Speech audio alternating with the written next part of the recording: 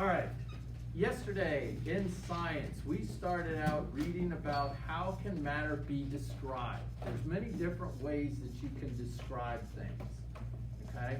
And yesterday we learned about color, because you can describe something by its color. I'll tell you this, there's a big difference between gold and silver, isn't there? They're both elements, but they have different colors, okay? Mass, there's a big difference in mass too. You can have a grapefruit that's this size, and you can have a softball that's this size. I hate to tell you, that grapefruit's gonna weigh a lot more and have more mass in it than what the softball does, okay? Even though they're the same size, okay? Today, we're gonna get into volume. On page 19, I need a reader. Take it away, Kelly. Nice and loud, though. The amount of space an object takes up is its volume. Volume can be measured in milliliters. You can use a graduated cylinder to find the volume of a liquid. You just pour the liquid into the cylinder and read the volume off the scale as you sip. Solids also have volume. If you put liquid in a graduated cylinder and let a solid object sink into the liquid, the solid takes up some space. The liquid that was in that space is forced to go up. The change in the height of the liquid column tells you the volume of the solid. Gases have volume. In fact, a small mass of gas can fill a large volume. You can measure the volume of gas using an upside down Partially partially submerged. submerged graduated cylinder filled with water.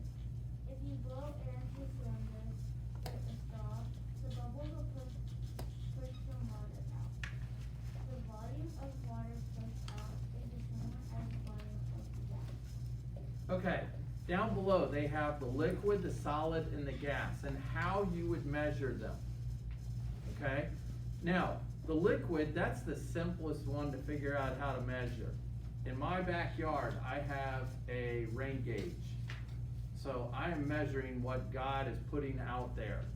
So when it rains, when God's having it rain pour at my house, I'll go out and after it stops raining, look at my rain gauge, and it'll say, oh, there was a ½ inch of rain that day, or from that shower. And then I'll empty it out into a plant, put it back, waiting for the next rain shower, okay? That's how you're gonna measure a liquid. A lot of you, if you are making brownies at home, you have to put a little water into your brownie mix. It tells you a certain amount to put in. If you put in more than that, you get real soupy brownies and it doesn't come out right.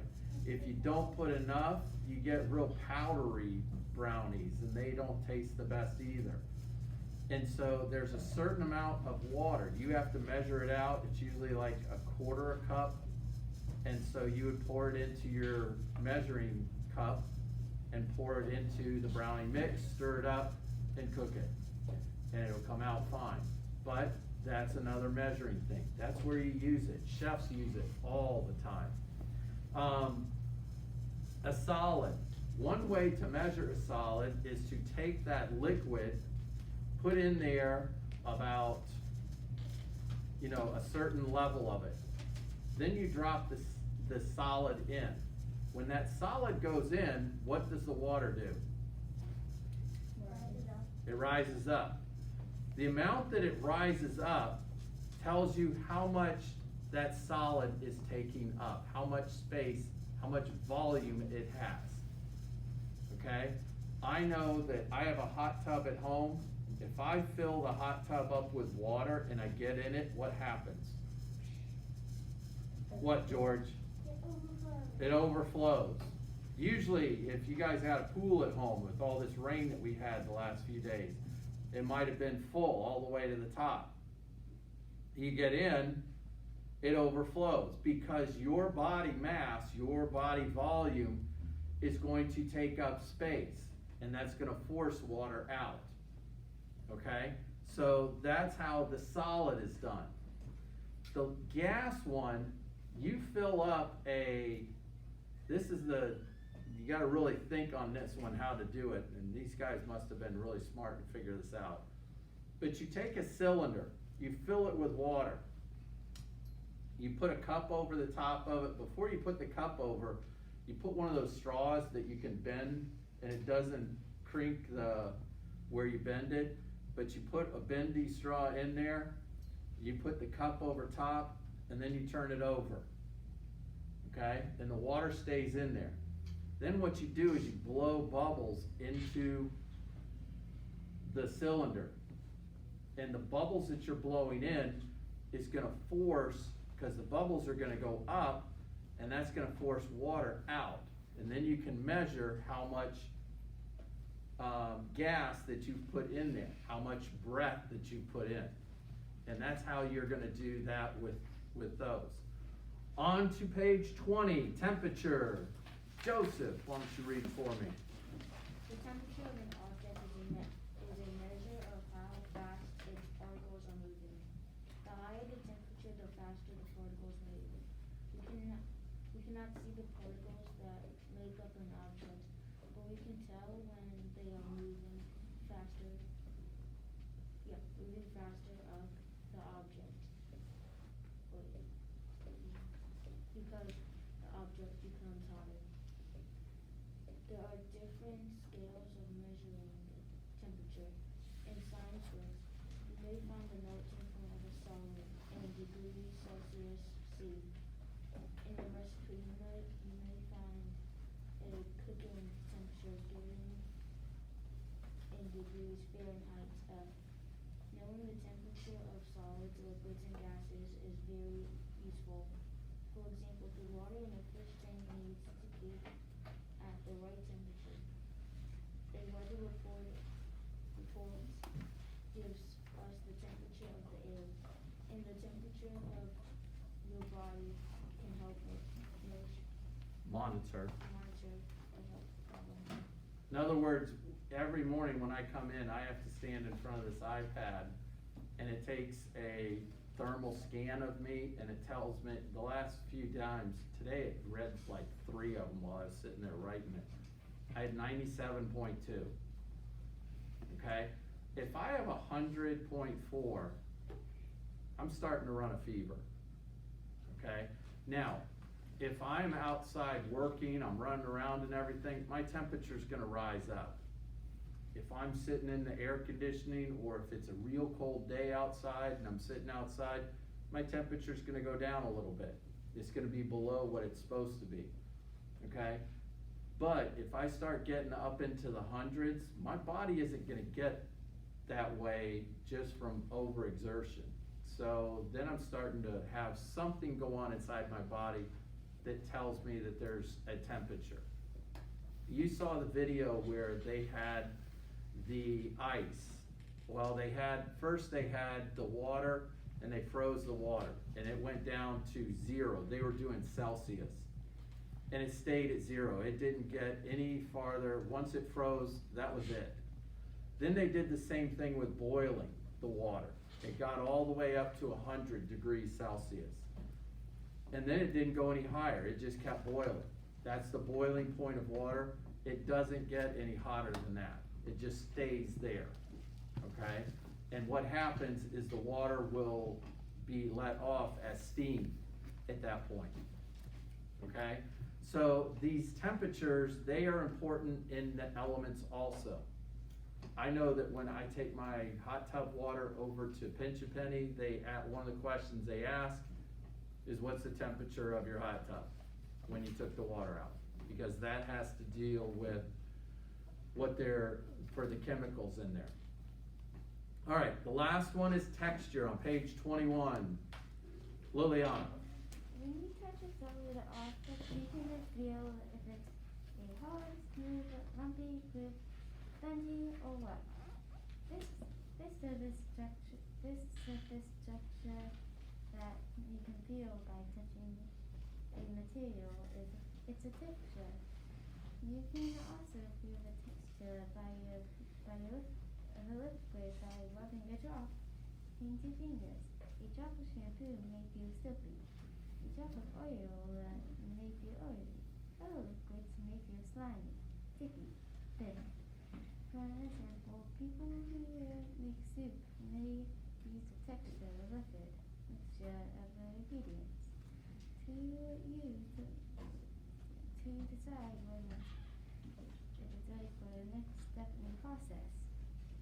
Okay, in here, we talked about this already, because if you were in your socks and you went to run and skid in here, would you skid very far? Why? Is it a grip to the ground? Because you're gonna grip to this carpet. But if you go out here in the hallway, and you run and you try skidding, are you gonna slide? You know what's the best is when you get these slip and slides out. You know what you're doing? I hate to tell you this. You know what you're actually doing? Science. Yeah. You're doing science. Okay? Because you go out there and you get on that slip and slide, you jump on it and you take off. And you're like, I wanna go faster. You get soap. You do what? You get soap. You get soap and put on. Why? And you go faster. It makes you go faster. Like they said in here, it's going to, the shampoo will feel soapy. That soapiness is gonna stop even more resistance, okay? The water will grip you just a little bit, but the soap makes it to where there is no grip at all, there's no friction.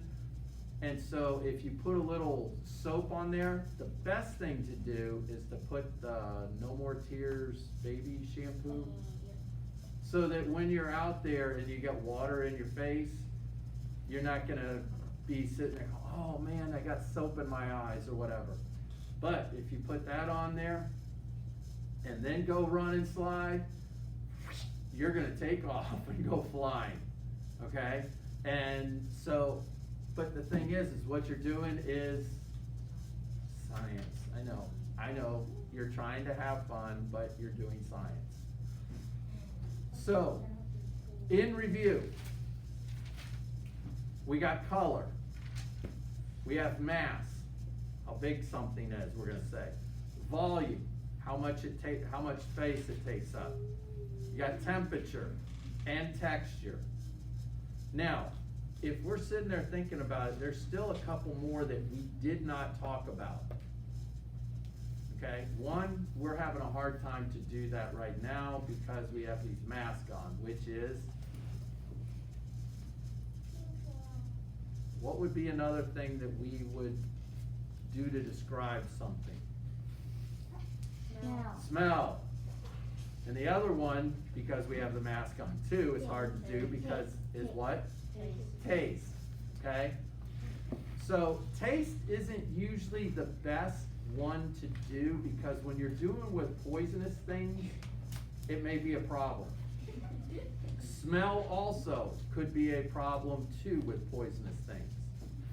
But that's how some people describe different things that are there. There was this, it might have been a musty smell or a moldy smell. If you go into a room where there's no air in there, it's gonna smell a little musty, okay? That's describing it, okay? These are all ways to describe it. And if we go back to that blimp that's at the very beginning, up on the top page, we've talked about the color of it.